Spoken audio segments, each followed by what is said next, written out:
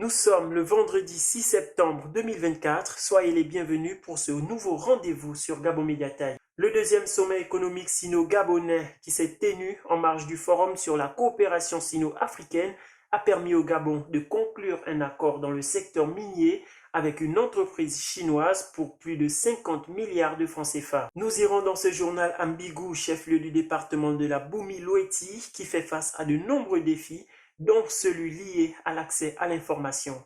Mesdames et messieurs, bonsoir. Si cette disposition venait à être retenue dans le projet de nouvelle constitution, le cumul des fonctions de ministres et députés ne devrait plus exister au Gabon. C'est en tout cas ce qui ressort du projet de nouvelle constitution qui sera soumis aux Gabonais d'ici la fin de cette année. Reportage. Encore en gestation avant sa diffusion et sa soumission à l'approbation du peuple gabonais, durant le référendum devant être organisé en fin d'année 2024, la nouvelle constitution du Gabon devrait permettre de mettre fin au cumul de postes à responsabilité. Selon Muriel Minkwe, il est prévu dorénavant que les élus ne soient plus autorisés à occuper des fonctions au gouvernement ou inversement. Dans une nation en reconstruction qui a mis le cap sur des institutions saines, il est judicieux que les mécanismes de fonctionnement évoluent. C'est assurément la pensée qui a animé les membres du Comité constitutionnel national lors de la rédaction de la nouvelle constitution. Prenant compte des recommandations issues du dialogue national inclusif, le dit projet consacre l'incompatibilité entre les fonctions de ministre, de député ou de sénateur. C'est en tout cas l'annonce faite par le ministre de la Réforme Muriel Minkwe lors de son discours de circonstance de remise officielle du projet constitutionnel au général de brigade Brice Clotaire Oligui-Nguema.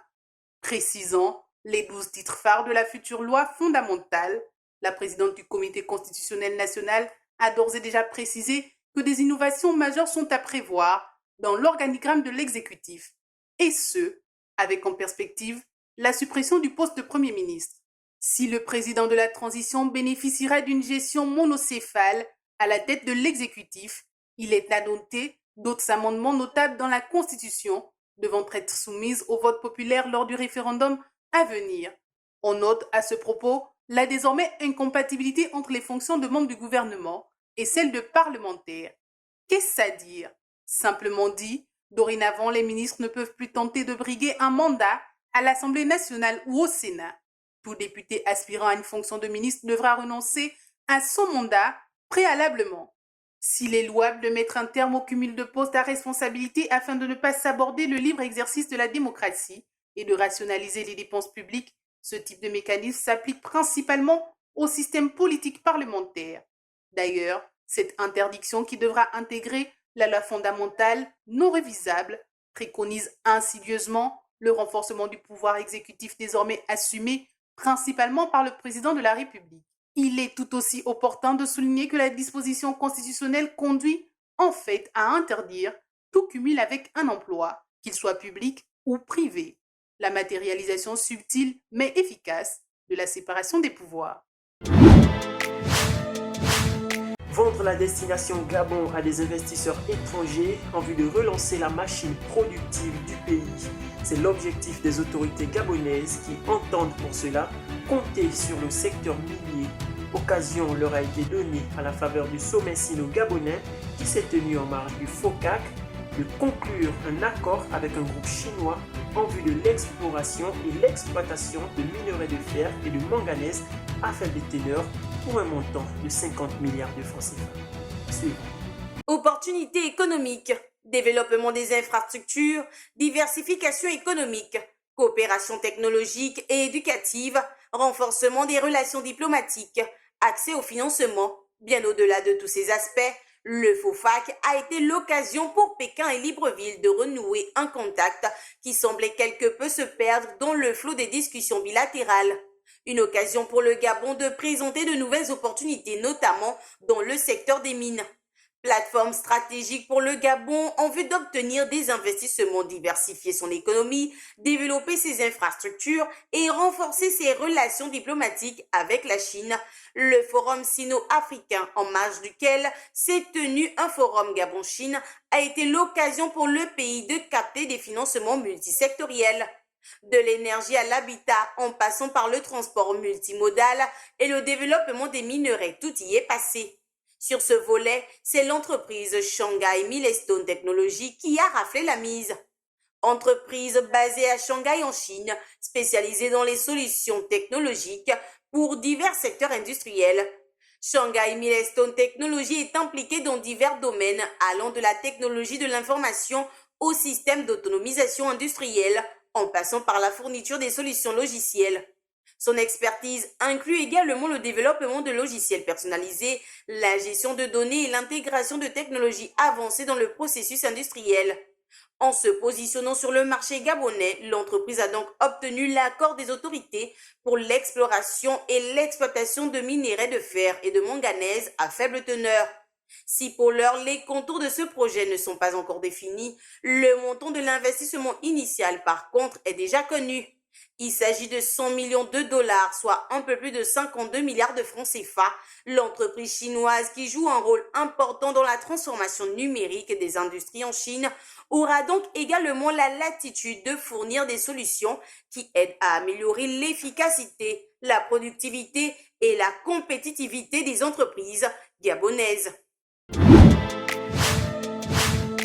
Bigou, ville perdue et abandonnée des pouvoirs publics, malgré son statut de chef-lieu de département, la capitale départementale de la Boumi-Loeti fait face à de nombreux défis, aussi bien au plan infrastructurel que du point de vue du droit à l'information, puisque cette ville est dépourvue de l'accès à la radio et à la télévision depuis près de 12 années déjà. Compte rendu d'Esther Kenge. Le projet de connexion des localités de l'intérieur du pays à la télévision, la radio et l'Internet initié par le groupement d'intérêt public Post Télédiffusion Service Universel sous la tutelle du ministère de la Communication ne serait-il réservé qu'à quelques localités? C'est la question qu'on pourrait se poser au vu de la situation depuis une décennie vécue par les populations de la commune de Mbigou dans le département de la Boumi-Loeti qui sont privées d'informations faute de moyens de réception de la radio et la télévision. Le droit à l'information est conçu comme un droit universel, inviolable et inaltérable de l'homme moderne. Il s'agit d'un droit à la fois actif et passif, d'une part, la recherche de l'information et d'autre part, la possibilité pour tous de la recevoir. Pourtant, constitutionnellement reconnu à tous les citoyens gabonais, ce droit est malheureusement délibérément privé aux populations de la commune de Mbigou dans la province de Langounié. Et pour cause, la dernière fois que les citoyens gabonais de cette partie du pays ont eu accès à des informations via des infrastructures de l'État, c'était en 2012 lors de l'organisation de la Coupe d'Afrique des Nations organisée par le Gabon. Ce sont des équipes du COCAN qui étaient arrivées sous la supervision de l'Agence nationale des infrastructures numériques et des fréquences. Elles avaient mis la radio, il s'agissait de Gabon Première et de Télé Africa, et cela n'a duré que 6 mois, c'est-à-dire le temps de la CAN, nous a confié un habitant. Sauf qu'après cet événement, plus aucun signal. Voilà donc 12 ans que les habitants de Mbigou et même de plusieurs villages du département de la Boumi-Loeti ne captent ni la radio ni la télévision. Le seul moyen d'être informé ou encore de capter la télévision est de disposer d'un kit Canal+ et d'un abonnement. Du matériel qui, tout logiquement, n'est pas à la portée de tous, la pauvreté étant endémique dans la localité. Par ailleurs, il faut ajouter que malgré la mise en place du projet de connectivité entrepris par le gouvernement et vanté ci et là par Laurence Ndon, Mbigou semble avoir été oublié, laissant les populations de cette localité dans le noir et l'ignorance totale, au point que les habitants se questionnent sur le véritable intérêt que les autorités de la transition ont pour elles. Restons dans l'Angounié Sud avec cette fois les ressortissants du 2e siège du département de la Boumi-Loeti qui ont fait un sit-in ce matin devant la primature, informés d'une rumeur tendant au redécoupage prochain de leur circonscription électorale. Ces compatriotes ont tenu à obtenir des clarifications de la part du Premier ministre, chef du gouvernement de transition, Raymond Donsima. Presse primature. Tout est parti d'une rumeur faisant état du rattachement du canton Ivinzi à celui du canton Loeti-Wano, ambigu dans la province de Langounié. Voulant avoir une idée précise de la situation, les ressortissants du deuxième siège du département de la Boumi-Loeti ont investi l'immeuble du 2 décembre, siège de la primature. Informé de cette présence inopinée, le premier ministre de la Transition, Raymond Donsima, a échangé avec ce collectif. Nous sommes très surpris d'apprendre qu'on veut nous injecter dans le département de la Loeti-Wano. Nous sommes de Wano-Ivinzi depuis que le monde existe. Nous ne pouvons pas partir de là pour aller ailleurs. Le Premier ministre, heureusement, qu'il nous a rassuré que ce projet n'est pas encore sur sa table de travail. Retenu dans les conclusions du dernier dialogue national, le découpage administratif concernera plusieurs localités du pays. Les équipes du ministère de l'Intérieur feront des communications sur cette question qui participe de la restauration des institutions. Alors que l'épidémie de Mpox continue de sévir à travers le monde, le Gabon vient d'enregistrer son deuxième cas. L'information a été rendue publique par le ministère de la Santé. Reportage. Le ministère de la Santé a rendu public le jeudi 5 septembre 2024 la situation épidémiologique allant de la période du 26 août 2024 au 4 septembre 2024. Il en ressort qu'un nouveau cas de variole du singe a été confirmé sur le territoire national, ce qui porte à 2 le nombre total de personnes atteintes par la dite épidémie qui sévit dans les pays voisins et dont le remède n'est pour l'heure pas trouvé. Après la découverte du premier cas d'Mpox le 22 août dernier, moins de 48 heures seulement après que le gouvernement a déclenché une alerte orange face à la résurgence de ce virus dans le monde, le ministère de la Santé, dirigé par le professeur Adrien Mugugu, vient d'annoncer le nouveau bilan de la situation épidémiologique dans notre pays.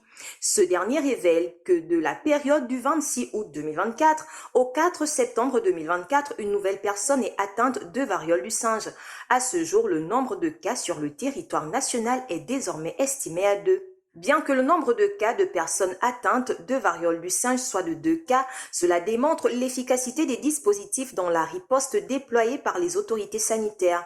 Toutefois, le directeur général de la promotion de la santé, le docteur Jean-Romain Mourou, lors d'un entretien accordé à Gabon Media Time, avait invité les populations à prendre des précautions telles que avoir une bonne hygiène de vie ainsi que bien cuire tous les plats contenant de la viande avant de les consommer et éviter tout contact avec des animaux sauvages, malades ou morts, mais également se rendant dans les structures sanitaires en cas de doute ou d'apparition des symptômes de la variole du singe.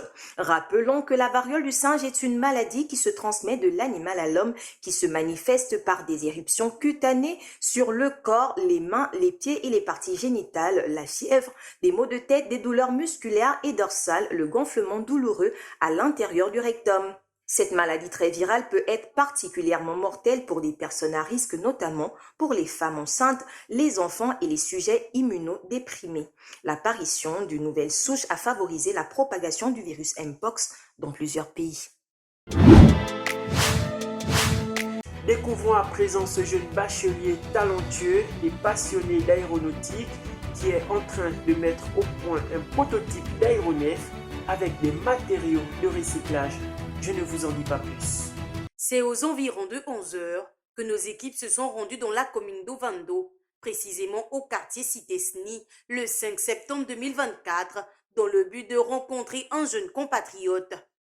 Il s'agit du bachelier 2024 de série D, le dénommé Minsa Asumu Alex Pascal.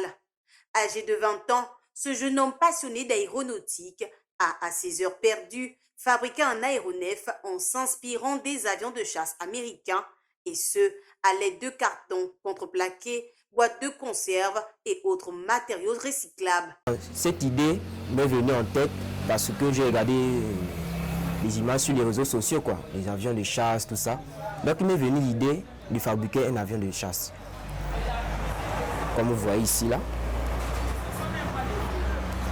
c'est un avion de chasse.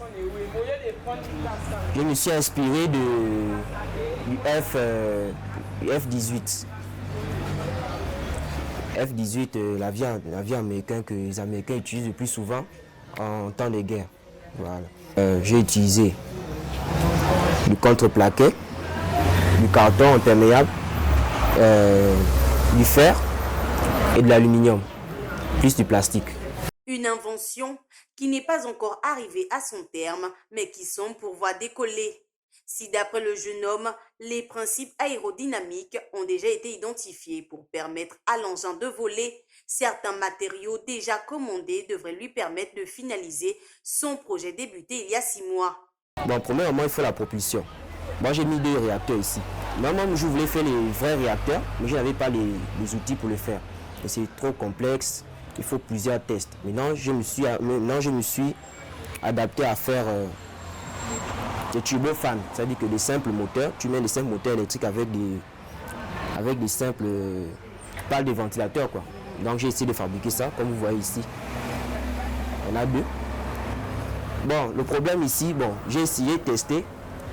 Ça tourne, ça fait du vent, mais ce n'est pas assez puissant pour faire avancer l'avion, pour produire la force vectorielle pour faire avancer l'avion. Donc j'ai commandé, j'ai appelé un livreur pour qu'il puisse me livrer des vrais moteurs, des moteurs puissants pour faire décoller cet avion. Quoi qu'il en soit, les premiers essais semblent porter ce projet sur la bonne voie.